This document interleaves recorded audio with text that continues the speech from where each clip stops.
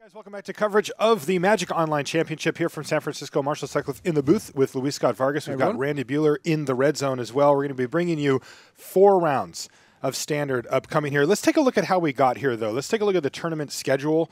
This gives us an overview of all of the rounds and all of the different formats that the players have played in order to get to this point. We started off with Cube Draft. Right, 3 rounds of Cube where we saw a number of haymakers getting slammed. That's right. We saw a lot there. That brought us into Modern yesterday. Yep. Where the only player to 4-0 Modern was actually our #1 player right now, Lars Dam, who 4-0'd with Malarapod. Oh, okay, interesting. And that brought us to the end of the day.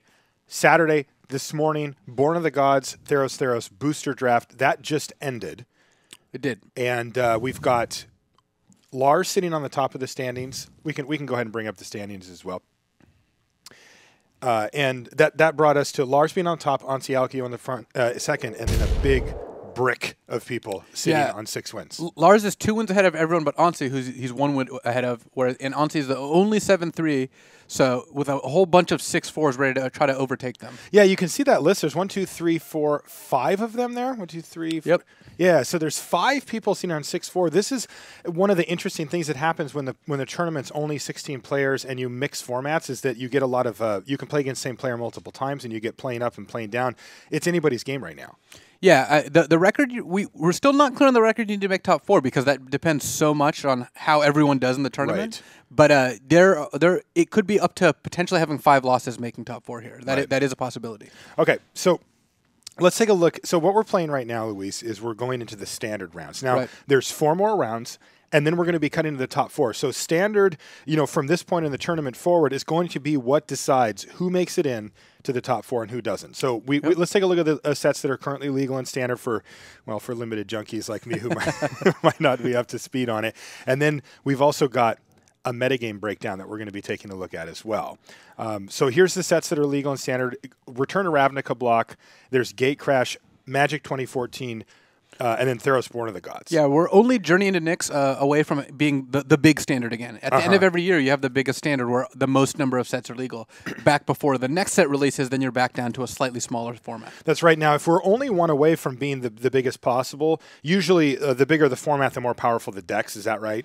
Well, actually, we're 1 away, but actually Magic 2015 is also going to come out, and for a brief period of time, both 2014 and 2015 are going to be legal. Yeah, there's like a month and a half where we get tons of sets in standard, but we're still in the middle upper range of yeah, there's still a lot of cards legal. There's a pretty wide variety of decks that are playable, and there's also a lot of variations of the most played decks. Yeah, and we're actually at that point now where Born of the Gods has been out long enough, where it's not, people were rarely coming up with brand new decks. They do pop up. It's certainly not unheard of, but there's a lot of turning the knobs and tweaking the numbers and maybe taking a small splash or a different direction on these small ones. Let's take a look at the metagame slide to see how the players are tackling this particular format.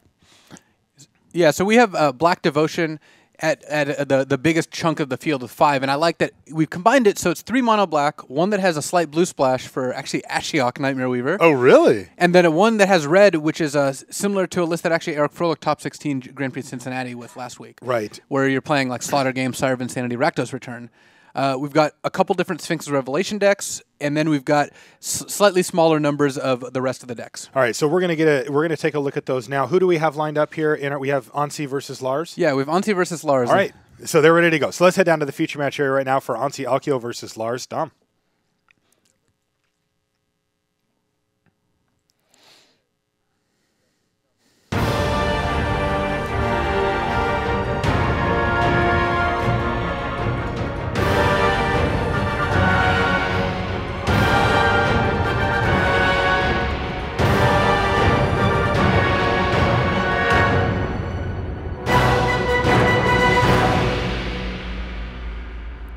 Hello and welcome to coverage of the Magic Online Championship.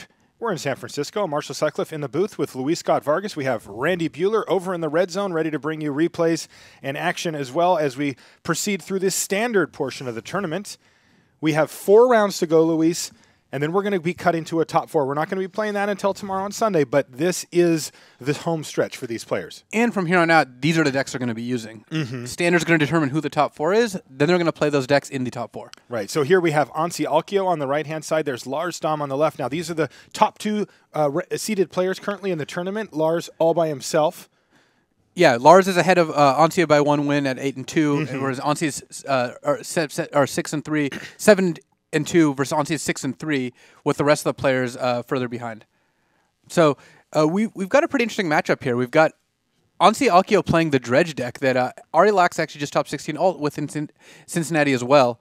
So he's utilizing the now banned modern staple Deathrite Shaman, along with Satyr Wayfinder, Commune of the Gods, and other ways to dump cards into the graveyard, like Grizzly Salvage, in order to power up cards like Whip of Erebos, Shadowborn Demon, and Nemesis of Mortals, as well as Jared Golgari Lichlord. So there's a lot of good incentives to put a bunch of cards in your graveyard and a lot of ways to put cards in your graveyard. So the interesting question, though, is, like, how good is this deck? Like, it's clearly playable. It's had some reasonable results. We saw Ari Lax do pretty well with it at the GP as well. But, like, is this deck a top-tier deck? I think it has the capability of being one, yes. Okay. And if you see there, Anssi actually just drew Night Howler, which is one of the other big reasons to play the deck. I mean, you have to have enough incentives, because if you look at it, all of Ansi's cards are less powerful than most of his opponents. Right. I mean, these cards individually are not super powerful, but they combine well, and they combine to be very, very good. And if there's enough incentives there, then you can see decks like this succeed. Of course, the card that Lars played is one of the reasons that decks like this have problems. Lifebane Zombie is super popular right now. In the main deck. Yeah, and main deck Lifebane Zombie is part of what Lars chose to play here in as a devotion deck. Is basically mono black devotion deck splash red. And he was able to snag a Satyr Wayfinder, which is still a pretty big deal. It is. One thing I do like about Ansi's deck, though, is that Night Howler fights against spot removal very well. Because Anssi has a ton of little 1/1s like Wayfinders and Deathrite Shamans and whatnot. You put a Night Howler on them. You have like a 9/9. They have to kill it. Then you still have a 7/7 Night Howler. Now actually even bigger since it got ++1 by whatever it died on it. So Lars is going to need multiple removal spells to get through the Night Howler that Anssi drew, and he's even drawn a Nemesis of Mortals there too, which is also a very strong play. So Lars is on mono black, what looks like with a little bit of red now. Is that red, those are for sideboard cards only, or is there anything in the main deck that we can look for in red?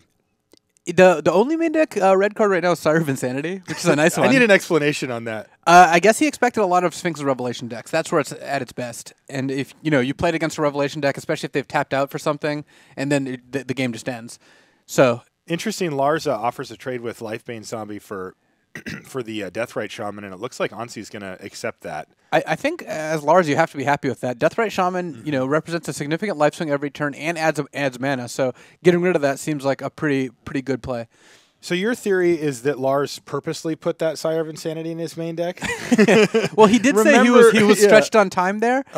Submitting his deck in the airport right before his flight and all that. But is there a chance that was a sideboard card? Well, he did mention that he has a card he wasn't sure it should be in his main deck or a sideboard. And I didn't confirm it, but I'm pretty sure that's the card. That does fit the description for sure. So look, all right, there it is. Night Howler for a 9-point shot. Yes, and that puts Lars Dam down to 6 life. And I see he's got multiple Gray Merchants, plus he does have Hero's Downfall in his hand here that he can use to keep that Satyr at bay, at least for a turn. But like you said before, Luis, it really only delays the inevitable here. He's going to need to find multiple removal spells to get through that thing. Right. So what Lars can do here is he's got 2 options. Looks like he's going to go with the Gray Merchant option, just draining for 4 and then chump blocking most likely. Okay.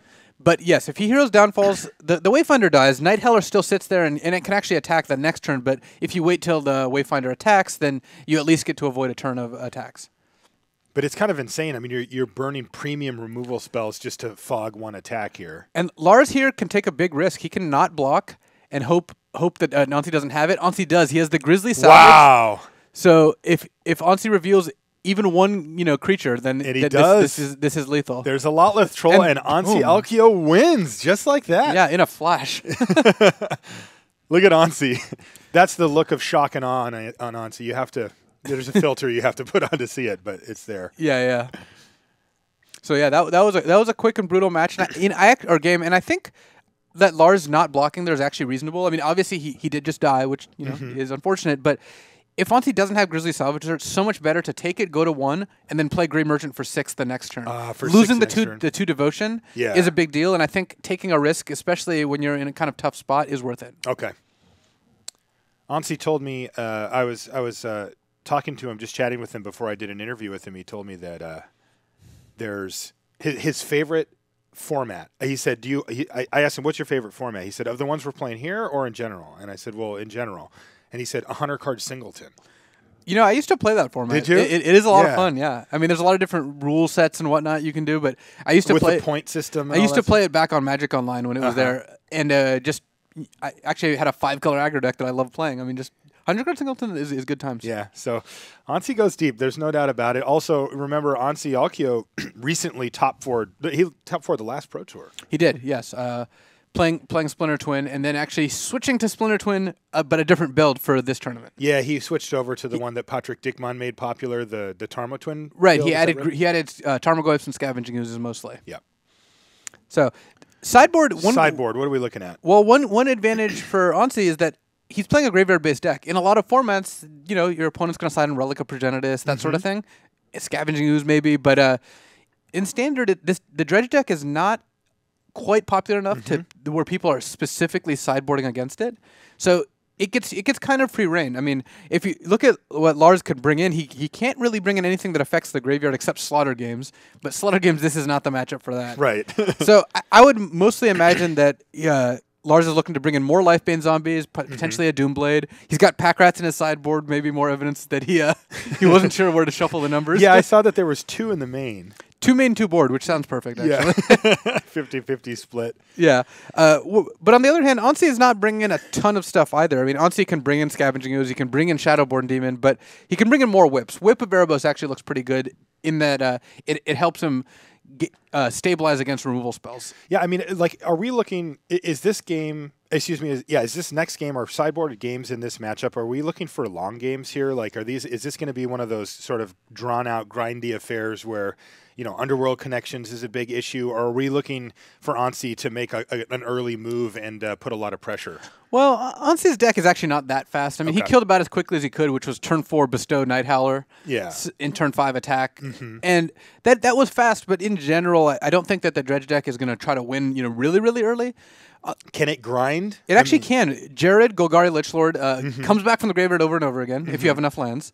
It gets dumped there for free, presumably. And then Whip of Erebos also helps you just continually grind through removal. So I wouldn't be surprised if Anssi was okay with a slightly longer game. You wouldn't think that would be the case, but that's how it is. All right, they are underway here. We've got a Scry land for Lars. And you see Anssi draw an Elvish Mystic on turn 1, which is exactly what he was looking for. That was not our current board state, I don't believe.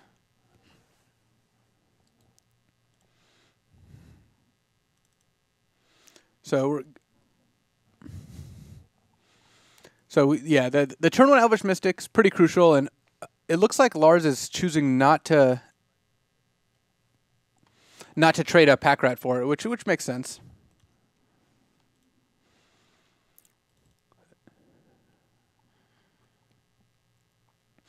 So how big of a deal is Pack Rat from Ansi's side? Well, Anssi doesn't really have removal. Right. I mean, besides Shadowborn Demon, the Dredge deck can't really afford to play like actual just straight up removal spells all that much. So Anssi is really going to be at the mercy of Pack Rat. If it gets going too quickly, which it might here, then he doesn't have a ton of ways to interact with it. What he does have is a bunch of creatures that can, you know, be speed bumps like the Satyr Wayfinders and Sylvan Caryatids and whatnot. So that can buy him time to get to either kill his opponent or get into whip mode or something like that. Yeah, and here you see, actually, this is a pretty Theros-based deck. I mean, you've got, besides the Night Howler and the Nemesis Mortals, you also have Herald of Torment here from Born of the Gods, which is just another bestow creature, which gives your Night Howler creature flying, is a 3/3, and is kind of fits with the theme of making your threats basically need 2 removal spells to be dealt with. Yeah, the evasion is so huge in this too. I saw Ari Lax do huge chunks of damage off the back of that card. Yeah, and even though Lars is sitting here making a bunch of Pack Rats, if Ansi's playing 2 to 3 spells a turn, and that turn he played 2, next turn he might be able to at some point play Nemesis of Mortals plus another spell, then that can outpace Pack Rat. It looks like Lars is going to not attack into the Golgari Grave Troll because it regenerates, and discarding 1 creature would be enough for it to take down a Pack Rat. It's another speed bump that Lars is going to have to deal with.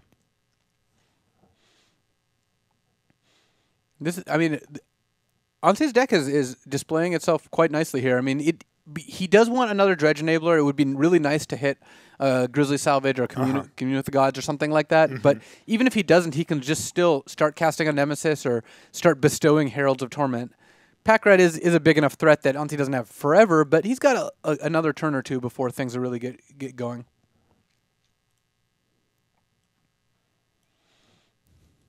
So this turn, Anssi basically gets to play one thing. Anssi can also use a trick of discarding creatures to Lotleth Troll in order to make Nemesis cheaper. It's like using your creatures as lotus petals. Do you generally advocate for that? I mean, it's not the sort of thing that you're going to do all the time, but if you want to be able to play 2 spells in the same turn, sometimes it's worth it. Okay. And it also puts a faster clock in.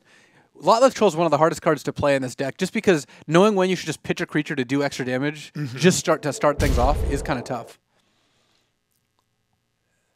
So it looks like Anssi is going to go ahead and pitch a Herald of Torment, and then play a Nemesis, and then leave 2 mana up. So it looks like part of his goal there was to make it so that even if Lars had a removal spell, his Lotleth Troll wouldn't die. And of course, he got the extra point of damage in. Nemesis at a 5/5 is big enough to just keep the Pack Rats back. Yeah, it is. If Lars has a land here, he can go land, discard to make the Pack Rat, animate Mutavault, attack with 3 5/5s, and there at least Nemesis trades. So if Lars had a land, I would probably look to attack if I were him. But he didn't play a land last turn. So he just made a Pack Rat, untapped, drew, just passed the turn without playing a land. So he really is going to need one, and it does not look like he has one here. So here's an ultimate price now? An ultimate price is actually pretty good. That's Nate Price's nickname, by the way. Right. And getting to bash in with 3 Pack Rats here is pretty strong, especially, again, he can activate Mutavault. He's attacking for 12 here. Right. Unless Anssi wants to chump block, which isn't great considering the Nemesis is already gone. He's not really getting too much of a benefit besides Night Howler. So Ansi's going in the tank here. He does have 2 mana available, but nothing to play. No, and he could be representing like another Grizzly Salvage, but it's not like last time where that actually just ends the game. Now it's just a value card, and it's not like Lars is going to play around it anyway.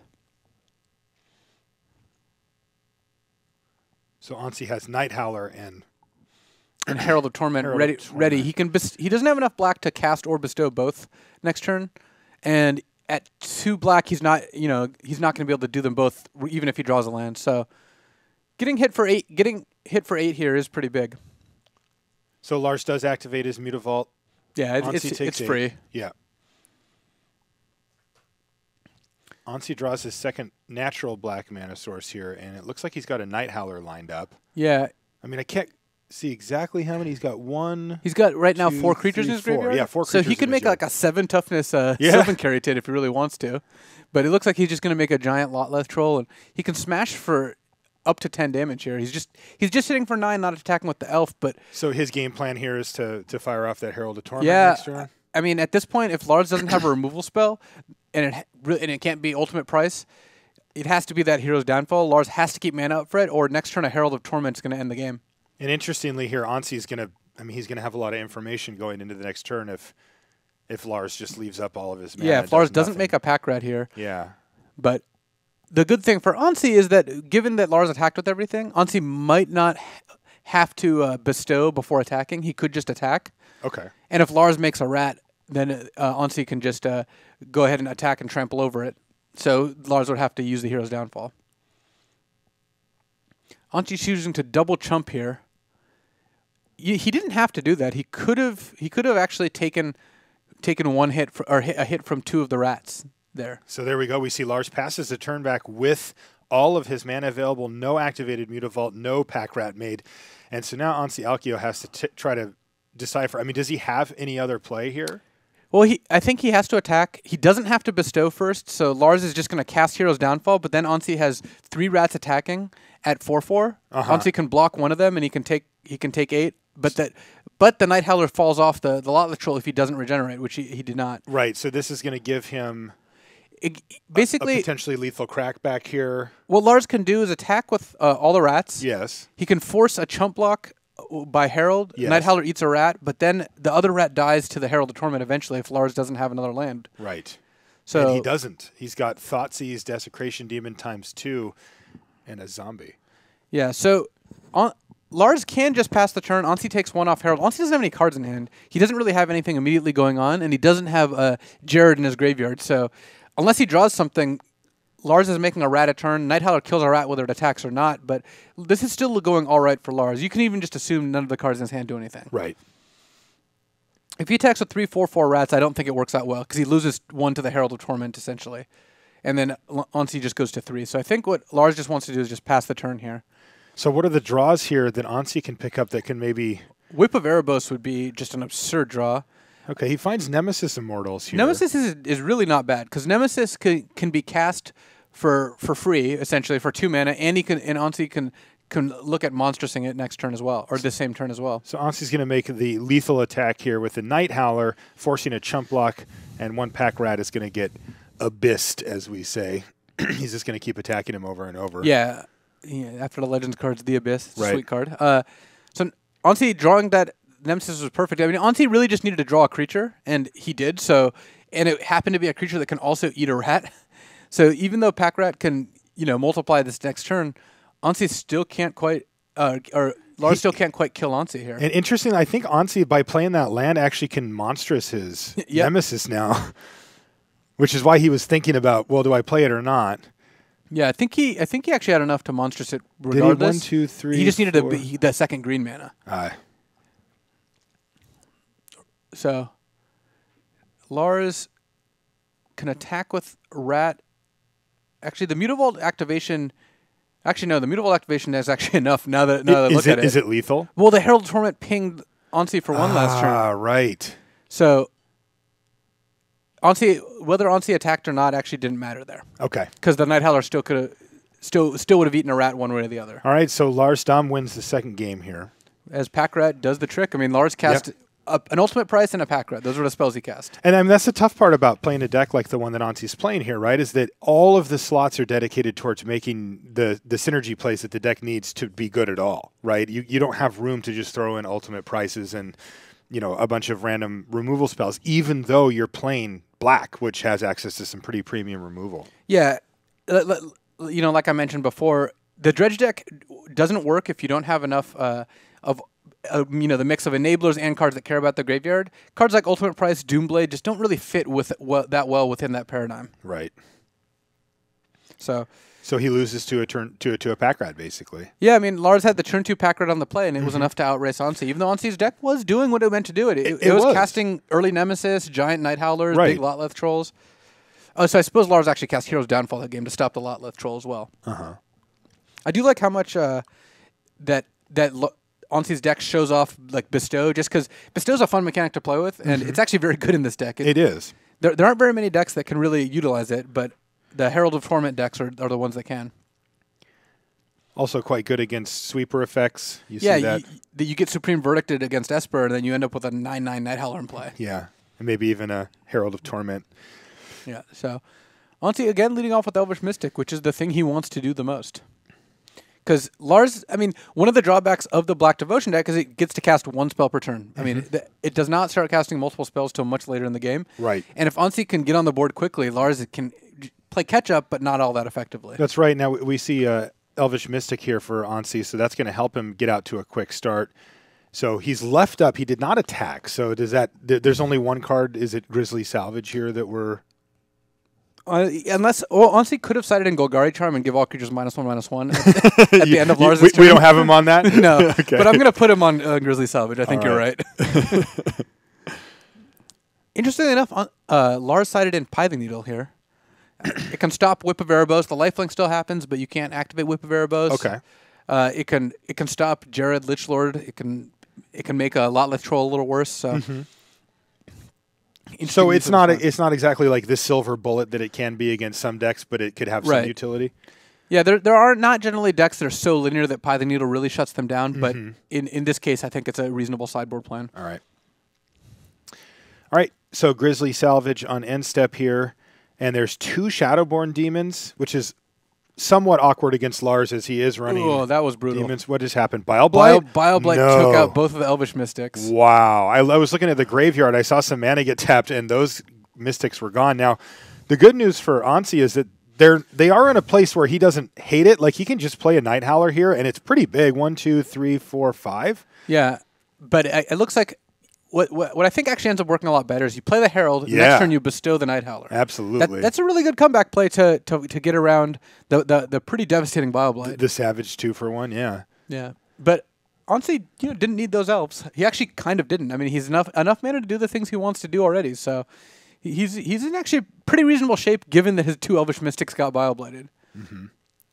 All right, so there is Nightveil Spectre for Lars, which doesn't really play defense very well, can represent something that is going to have to be dealt with in the long term. But if Anssi has it his way, there will not be a long term here, as he's cracking in for 8 damage, drops Lars Dam down to 12 in 1 hit. Yeah, and Lars has to be aware that Anssi could potentially, fill his graveyard enough to kill him next turn. But I still think bashing the Nightveil Spectre is great. Wow, that was a big draw. That's huge. He finds ultimate price. Yep, he drew the ultimate price. Though it looks like Lars played a swamp before attacking, which could potentially cost him here, because he then hit a swamp off Nightveil Spectre, and you'd much rather have a swamp in your hand than one under the Nightveil Spectre. Right. So if you have a Spectre, you kind of want to wait till after you attack. The ultimate price there was huge. I mean, that was the swing that Lars needed. Because at this point... Now he can hide behind Pack Rat. Now there's Gerard Lich Lord, though. How is that going to change the way this game plays out? Gerard's an 8/8. Night Howler's a 6/6. Yeah, so this adds up quickly. Yeah, Gerard's large, and Gerard can start tossing Night Howlers at Lars if his life total gets too low. Right.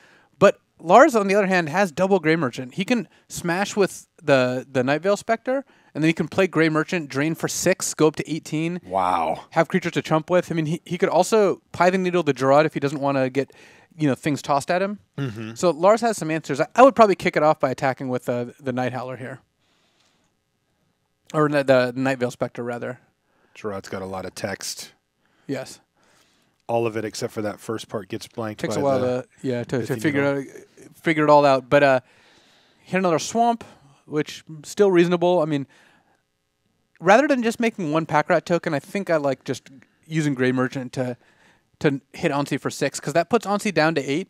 Mm-hmm. And then next turn you attack him with a Nightveil Spectre and you play a second Grey Merchant and you drain him out. Wow. That's the plan. That is the power of this mono black list. We've seen it for quite a few months in Standard now, and that is just insane. Yeah, and so then next turn, Lars can even chump with the Grey Merchant he just cast or the Pack Rat and still have enough to drain Anssi out. So Anssi needs to draw. If Anssi draws Whip of Erebos, that's by far his best draw. He gets to hit for 14 and gain 14 here.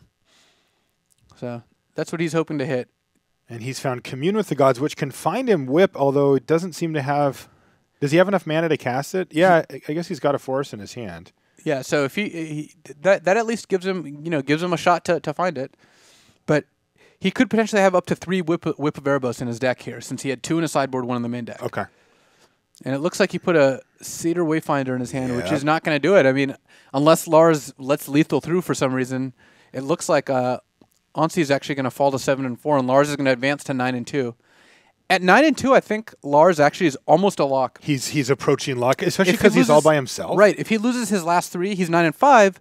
But if he's 9 and 5, who else is doing better than him? Right.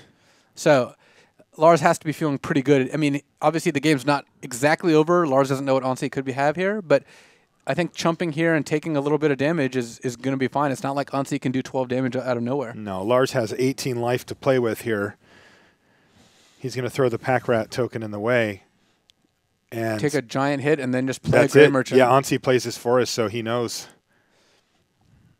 Bring you to 1 and send in my flyer, and that'll do it. And Lars Dam wins. So a little smile, a little sigh of relief there. You were allowed to smile, Lars. That was a nice victory. It was. He's like, hey, that wasn't that bad. And Anssi, looking how Anssi looks, he's like, yep. Moving on.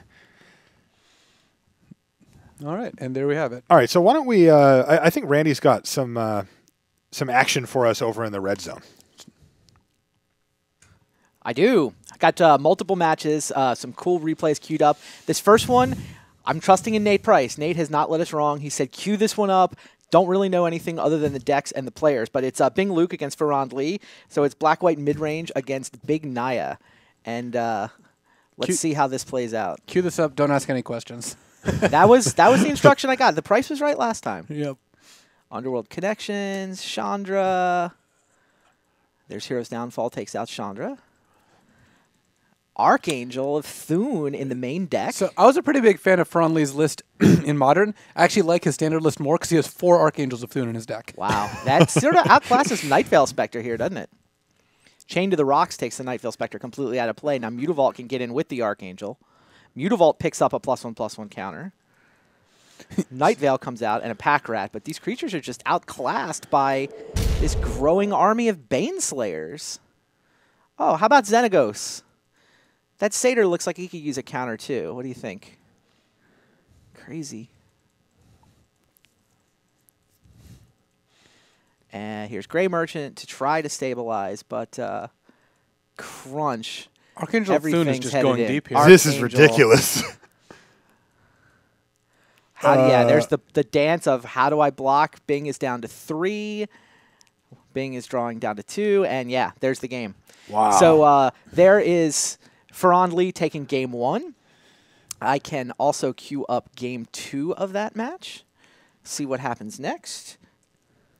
I think there's only 2 matches outstanding as well. Yeah, one of them is an Esper Mirror match that also involves Paul. So yeah, that's we might have some time. We'll see. Paul and Dimitri. Yeah, all right. So here's game 2. Bing's on the play. Looks like Dimitri's close to polishing him off, though. Oh yeah. Well, Paul won the first game. Poor Randy. He's not used to you yet. All right. Now it's Voice and Courser. This big Naya deck has got some good cards in it. I mean, Archangel of Thune's very vulnerable to the Lifebane zombies. They're just all over the place right now. True. But when it resolves and doesn't die, then the card is fantastic. Here's a Voice token coming in for 4. And it doesn't even look like Ferran even needs it this game. Yeah, Mizium Mortars gets Thought Seized. Second Desecration Demon. He's sacking his voices to tap the Desecration Demon to pick up the tokens. Now here's Xenagos again, and a Satyr again. And that's it. I mean, That's all it took. The voice tokens, all Desecration Demon did is upgrade voice into voice token. Nice. So that is Ferran Lee winning that match over Bing Luke. That was toward the bottom of the standings. I want to move up toward the top of the standings for these next ones. This one, I was watching this one myself. So this is Rune versus Corey. Rune is on a Jund Monsters list. Corey is on Blue Devotion. And Jund Monsters is supposed to be really good against Blue Devotion, right? I mean, Pelucranos can shoot down all the blue creatures. But what the Blue Devotion list have done, they've gone to the White Splash. And here you do see the White Splash from Corey. So he's got Detention Spheres and whatnot to deal with Pelucranos. You know what? Go ahead. Well, I was going to say, the Jund Monsters is very good against Esper. I actually think Blue Devotion is their worst matchup. The reason you play Blue Devotion is to play against the monsters decks. All right, well, it's even better with the White Splash. Yeah, once you had Detention Sphere, it gets even better. Is that Detention Sphere takes out a Pelucranos. And so that's a Rakdos' return under the Nightveil Spectre that he grabbed. So Detention Sphere takes out a Pelucranos. I want to see him cast that, Randy. Now here's another Pelucranos. Marshall wants to see it cast. That's what you're saying? I want Corey to cast that thing. It's all right. Unlikely, but possible. Yeah. Unlikely, but possible. The things I wish for usually fall into that category. All right, well, there's Stomping Grounds. We're halfway there. Come on. Tidebinder took down Pelucranos. Godless Shrine got there. The Godless Shrine, which is only in the list because it's a way to play white mana untapped that can cast Nightveil Spectre.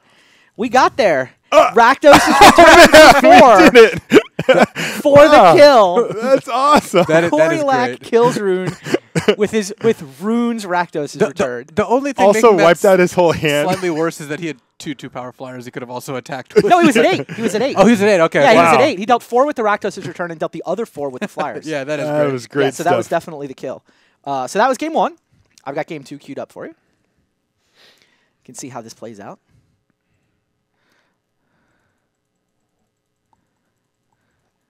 All right, now what? So Sylvan Caryatid, still the nice lead. Here's Dom Re-Raid, Detention Sphere. But one of the nice tricks that you get is Abrupt Decay can take out a Detention Sphere. Yeah, at this point, Jund Monsters is by far outpacing red-green monsters in terms of popularity. Yeah. And I think it's in a large part due to Abrupt Decay against Detention Sphere and Rakdos' return, which is pretty bad when it gets Nightveil Spectre, I suppose. Yeah, I don't think that comes up very often. Now here's the second Detention Sphere to take out the Dominator again. Judge's Familiar is the only offense, though. Now here's a Night Veil Spectre. Let's see if we can find another Rakdos' return. Or just four power worth of flyers. Another Night Veil Spectre. Domri comes down, but there are no big monsters to fight anything with, so he's just drawing cards. And you know what? The Flying Army. There's a Storm Breath Dragon. Domestication, which you can cast. Yeah, there you go. No real offense from Rune, and so Corey wins a big match for him. That gets him to 21 points, so he's up to 7-4.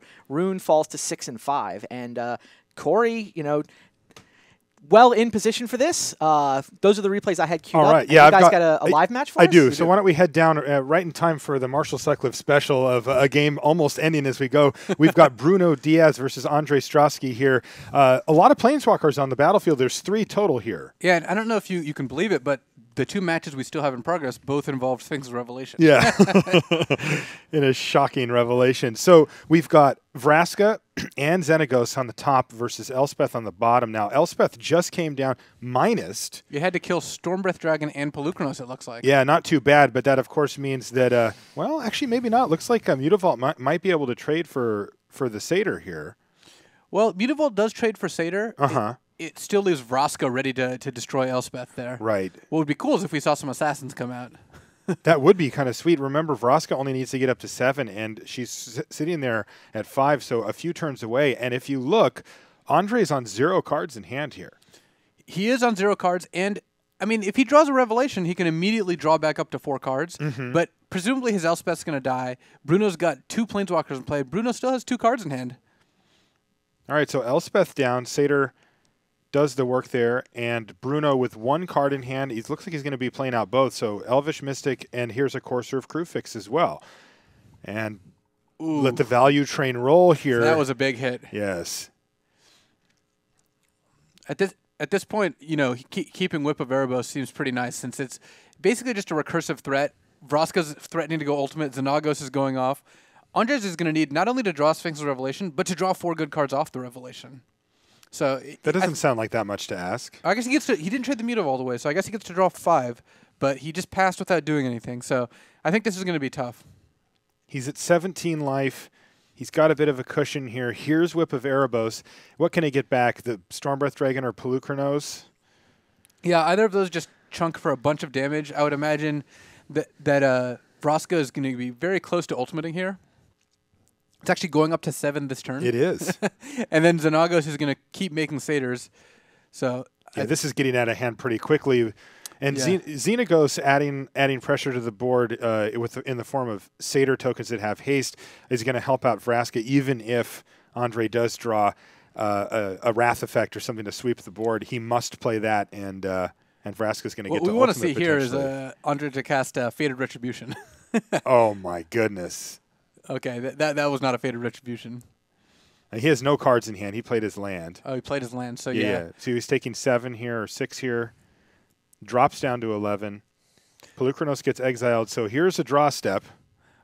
And you Bruno's do like the close games, game. I have to admit. Yes. All right, so that doesn't actually wrap up that match, though. So let me just keep an eye on this one because that was not the last game. No, they'll be sideboarding for a little while here and then be heading back to game 3.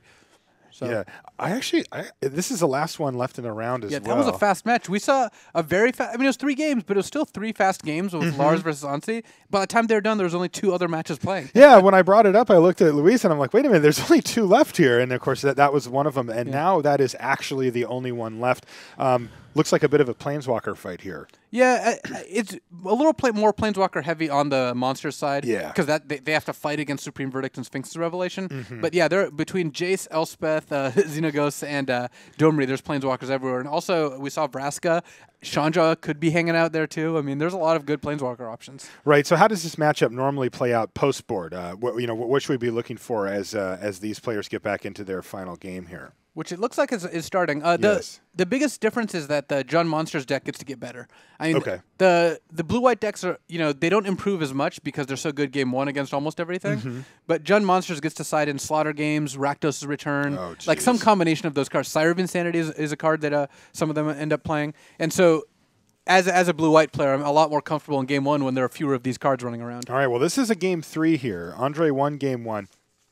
Bruno just won game 2, and nothing's happened yet, though this is pretty typical from Andre's side. And here's a 3-drop for Bruno. And so I mentioned of Rakdos Return, Slaughter Games, and Sire of Insanity, and Bruno has all those cards. Oh, geez. He has some numbers of all of them. He also has, one Sire, 1 Rakdos Return, 2 Slaughter Games. He also has Rurik Thar the Unbowed. Okay. Which, if it resolves, is very, very good. Yes. And he's got some Mistcutter Hydras. So jeez. He came ready. I mean, he looks won game 2. He lost game 1. So yeah. It looks like he maybe anticipated an Esper heavy metagame here. Yeah, I can definitely imagine it. Like, especially with cards like Vraska in your deck too, you really do have to expect a lot of revelations to come packing this list. What's Vraska's main job? Blowing up detention spheres or other planeswalkers. Okay. Just playing it to if you play like a Xenoghost, a detention sphere, and you go Vraska, kill your detention sphere, make a Satyr token, you're super far ahead. Yeah, and because you still get to keep Vraska even if you use her blow up a permanent ability. Yeah, she doesn't tend to do a ton more for a few turns, but just killing one thing and leaving a permanent in play, because, I mean, the games aren't fast, so eventually Blue-White will have to deal with her. That's right. All right, so Xenagos here for Bruno is going to attack Jace. Unfortunately, Jace had plus the previous turn, so the Satyr's only going to hit Jace for 1, dropping him back down to 4 loyalty, and Andre's going to get to untap with 5 cards in hand and Jace Architect of Thought active and ready to go. So a lot of options here for Andre. He is going to minus Jace, reveal Elspeth, Sun's Champion, a Temple of Deceit, and Elixir. Bruno's going to put Elspeth into her own pile there, and let's just take a quick look. And it looks like Elixir and Temple. Yeah, so went into hand. What I imagine is that Andre would have missed a land drop had he not taken the Temple potentially. No, it looks like he actually still had the detention sphere. All right, so a nice turn there. He gets to use his Jace, play an Elixir, and play a detention sphere, though it does look like he's going to lose his Jace. Yeah, he did cash in the Jace, since the Satyr token is still going to go ahead and take it out. But Bruno has a pretty high curve deck after board. If Bruno misses a land drop here, then there's a lot of cards he could have that wouldn't be great in this hand. Okay. Since Courser of Crufix, killing that was pretty crucial, since the red-green deck has a lot of ways to generate card advantage once it hits, 5-6 mana. It doesn't have a ton of ways to get there besides Courser or drawing elves. All right, here's Domri Raid, though, for Bruno. Having sat on the in Andre's seat many times before, I can say Domri Raid makes the blue-white base deck quite nervous. He just ticks up, and once Domri Raid ultimates, it becomes incredibly difficult to win. Yeah, I mean, the ultimate's pretty hard to survive there. Right. I've never won a game where my opponent ultimated Domri, but yeah, I have heard of such things happening. I've never even heard of it. Yeah, well. Yeah.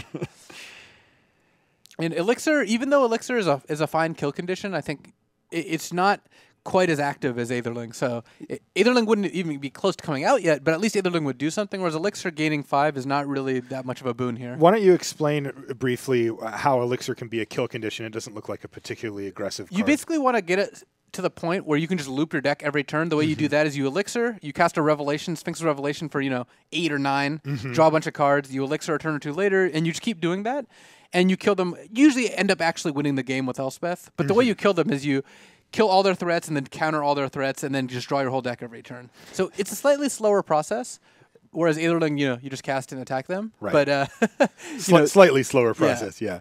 All right, so here's Sphinx's Revelation for Andre. That's in response to a Reaper of the Wilds, and is this going to be a Supreme Verdict? It is. So a timely Supreme Verdict, but again, Domri Raid. Right. There's also now, this is where you start to see the sweet synergies coming together here. A couple of scry triggers there from Reaper of the Wilds means the Domri Raid can be set up nicely, but potentially, although I guess those are scry 1, so he's just drawing that card anyway. Ship the turn back to Bruno, plays a Stomping Ground untapped. And here's one of the bigger spells. It's like a Sire or Rurik Thar or a Rakdos' Return. Sire of Insanity. Right now, Andre's on 5. He needs to be able to counter this. What does he have? Syncopate for 1. All right, that is. I mean, he needed that. Yeah, if he didn't have that, I think the game was basically just over. Right. Domri Raid, though, on 5, going up to 6 this turn, and that is a very real clock that Andre has to respect. So even though he managed to stay out of that particular win conditions way, he still has to deal with Domri Raid as well. Definitely not out of the woods yet. No.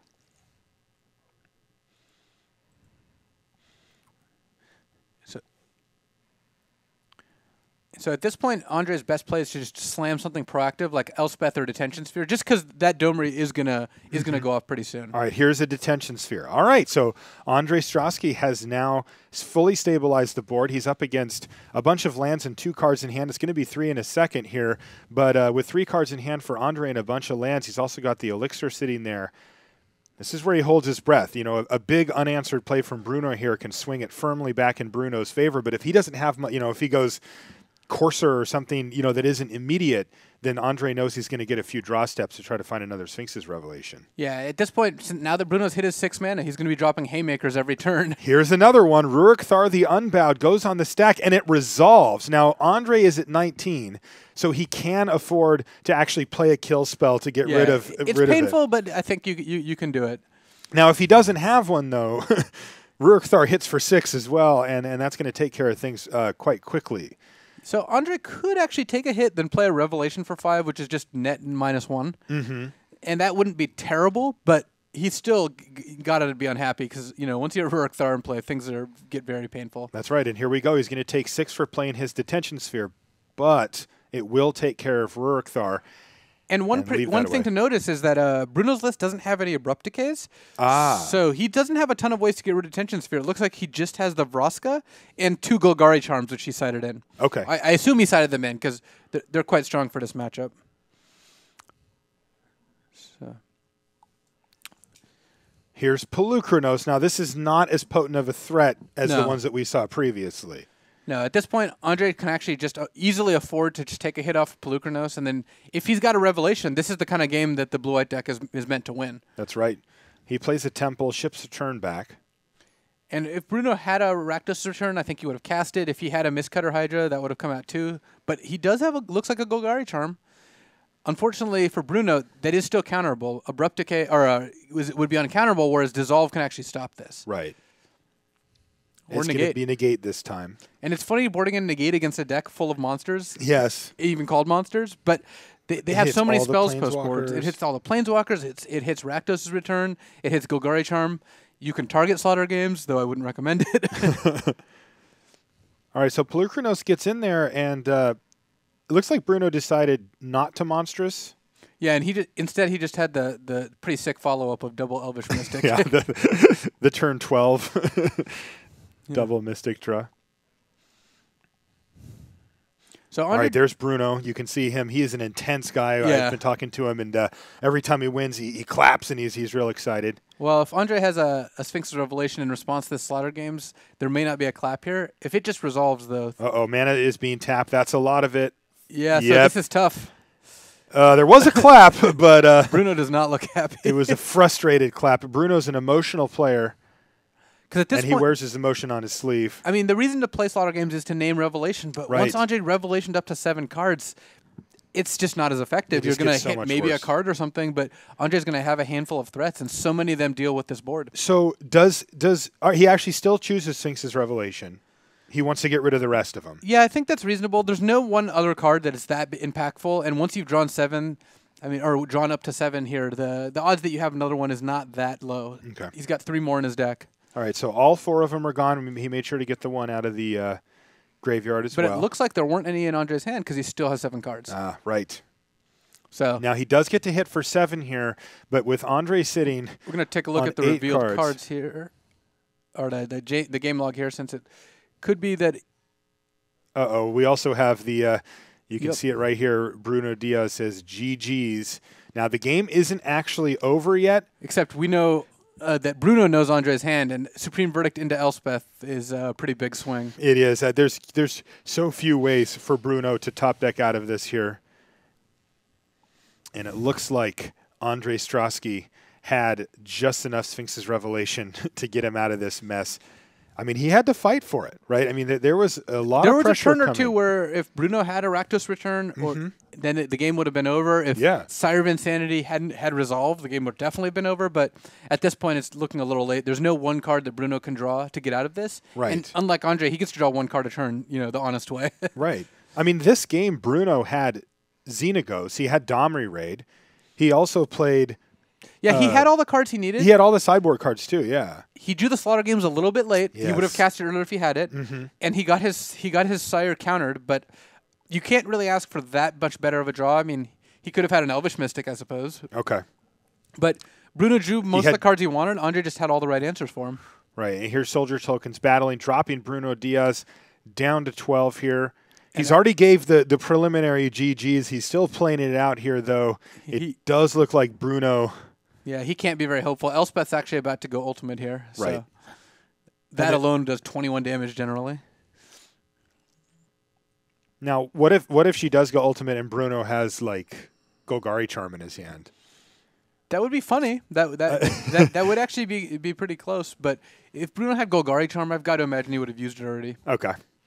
Yeah, it looks like 24 damage off the Elspeth here. Yeah, Elspeth is ultimate. He's got Sylvan Caryatid for black mana. That would be great. This would actually be pretty huge if he had it.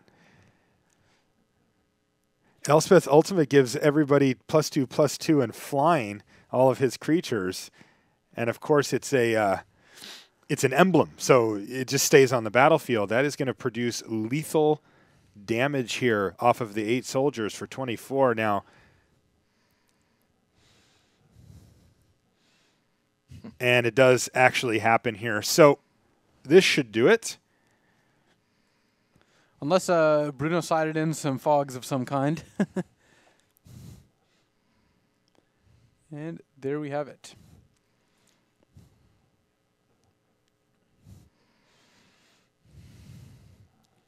And there it is. Andre Strosky wins. He's very businesslike. You see a smile out of him. He's a young man. He's 18 years old. And here we are. Welcome back to the booth, guys. Marshall Sutcliffe here with Luis Scott Vargas. And it looks like we've actually got an interview set up. In just a minute, we're going to have an interview set up down there. But that was pretty exciting stuff. A lot of Planeswalkers on the battlefield, a lot of sort of haymaker-type plays. But ultimately, the last haymaker won. It was Sphinx's Revelation. Well, when you say ultimately, you mean Elspeth's ultimate. Actually, was what finished the job. That's true. But yes, it was the Sphinx's Revelation in response to Slaughter Games, which kind of negates the effect of Slaughter Games, even though actual negate can't stop Slaughter Games. Slaughter Games being awesome because you can play it before Sphinx's Revelation is really relevant, right? Yeah, I mean Revelation doesn't really start hurting until they get to 6 or 7 mana or more. And if you can Slaughter Games on turn 4 or 5, all of a sudden you're both playing decks that can just draw 1 card every turn. Right. And if it's straight 1-to-1, the Jund deck actually has slightly better threats than Esper. But if Esper's drawing, 10 extra cards in the middle of the game, yeah, it's going to be able to afford to throw away 2 cards for 1 a few times. Right, and that's what we saw here. Again, I mean, you have to look back over the course of that game. Bruno, he had Xenagos, he had Domri Raid, he had Sire of Insanity. All of those were under detention spheres. Yeah. And then he also had Rurik Thar got countered. Yeah, he had Sire get countered by Syncopate. Yeah, other way around. Rurik Thar get detention sphere. Right. And then, even after that, he still had more threats, and they still were just kept being answered. That's right. All right, so we've got an interview lined up for you guys. It looks like Nate Price is standing with Seth Manfield down in the tournament area. Hi, everybody. This is Nate Price here in Thunderdome with Seth Manfield at the Magic Online Championship. So, Seth, this has actually been a pretty good year for you. Ended up winning a Grand Prix, if I'm not mistaken, finishing pretty well at the Pro Tour Dublin, and team had a pretty good performance in the Pro Tour in Pro Tour Valencia. Yeah. So, I want to talk to me a little bit about how Magic has been for you this past year. Yeah, I mean, I just got back into Magic basically playing this past year, and it all started with Kansas City and my win there, and after that I was like, I wanted to play more competitively and try to go to as many tournaments as I could to try to, hit the Pro Tour levels. Right now I'm silver. My goal is, to hit gold or possibly platinum, finishing out the season. So I'm happy with my results so far. Cool. And you're primarily a limited player, at least your own personal preferences, if I'm not mistaken, right? Yeah, I enjoy limited. I don't feel like I have to put in as much work for limited. It just sort of comes naturally, and I think I enjoy it a little bit more than constructed, so yeah. Yeah, I mean, you qualify for this event on the back of a Return to Ravnica block limited, if I'm not mistaken, right? Yeah, it was a Return to Ravnica full block sealed and draft, so. Are we coming back to red zone-y stuff? Or? Basically, my deck in that tournament was straight green-white, even though it was 3-color Return to Ravnica, so I was able to just beat people down, and everyone had guild gates and stuff. So I was pretty happy with the deck for my Mox qualifier. I mean, you get a lot of variety when it comes to limited here, especially. I mean, we had Cube on day one. Today's limited was getting back to Theros block limited. How has your drafting experience been so far this weekend? Well, I actually went 3-0 in Theros draft, which is the format I'm most familiar with. But I went 1-2 in Cube. I definitely feel like I could have maybe picked up another match win. I do feel like I drafted pretty well, but I have respect for the Cube format, and there was just certain cards that I wasn't necessarily aware of, and I think that may have cost me a match. But overall, limited has been good for me, this tournament. Right now I'm sitting at 6-5, so hoping to maybe get a couple more wins and make some money. Cool. So, I mean, despite the fact that limited is obviously the thing, one of the best parts about this event is just the sheer variety of events that we play. Same with this, same with the World Championship. Have you taken the constructed round so far? Well, I went 1-3 in constructed, playing Birthing Pod. It's the deck that I'm most familiar with. Unfortunately, I played against 3 Splinter Twin decks, which aren't really a great matchup, and wasn't able to really do anything any of those matches. So, 1-3 isn't the best result, but I'm hoping to have a better constructed record in standard. 1-0 right now. So. Well, it looks like you got 3 more rounds. Started off right. We'll keep tracking you as the rest of the weekend goes on, and I think that'll do it for us here. Send it back to the booth. Thanks, Nate. All right, we're back in the booth. Now we're going to be running down our next feature match, but first, a few messages. Possess the power of Vintage Masters. Available exclusively on Magic Online, Vintage Masters contains Black Lotus, Time Walk, Ancestral Recall, the 5 Moxes, and more. Vintage Masters pre-releases start June 13th on Magic Online. Visit mtgo.com for more information. Experience Magic Online's Cube Draft. You can draft the same cube used in the Magic Online Championship. Check out mtgo.com for information on the events, or find them on Magic Online in the Player Lobby's limited tournament queues. Hey guys, welcome back to the booth here at the Magic Online Championship. Marshall Sutcliffe with Luis Scott Vargas. We also have Randy Buehler in the red zone. So we've got a pretty sweet matchup here. We just saw Nate talk to Seth Manfield. He's actually going to be in our feature match coming up next. He's going to play against Runa Anderson.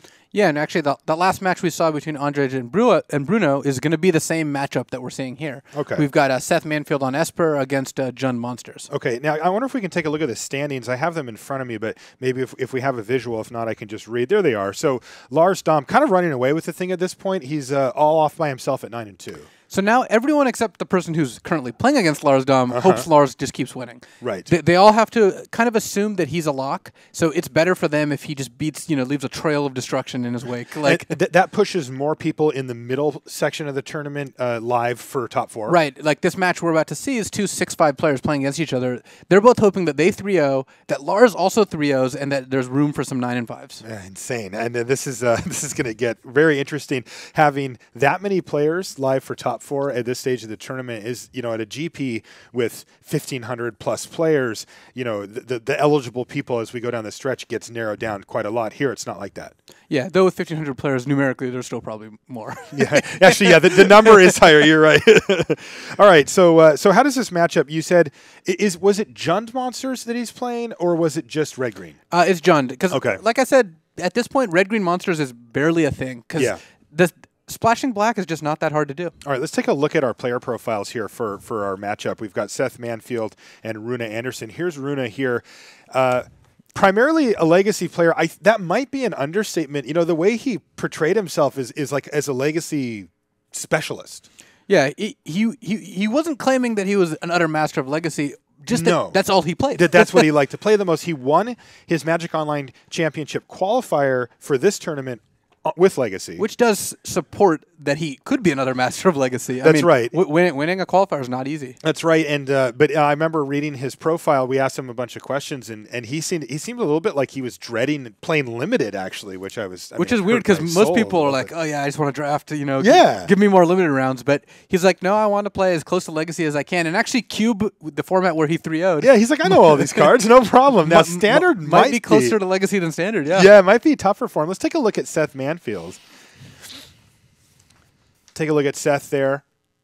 The Egg Derb. I've played against him on Magic Online many, many, many times. I mean, he's been playing Magic Online since basically Magic Online started. Okay. So he's definitely, wise in the ways of Magic Online. He is. He's also wise in the ways of live Magic. Daytona 2007, Kansas City 2013. Those are Grand Prix titles. Like, he's got 2 trophies sitting in the trophy case at home from a pretty wide stretch. Yeah, and Daytona was limited. Kansas City was modern. So, right. And winning Grand Prix, 6 or 7 years apart in 2 completely different formats. I mean, clearly he's a well-rounded Magic player. That's right. And this tournament was a big test of being a well-rounded Magic player. We had 4 different formats over, and including limited and constructed. Right. All right, looks like we're about ready to head down to the feature match area here for Runa Anderson versus Seth Manfield.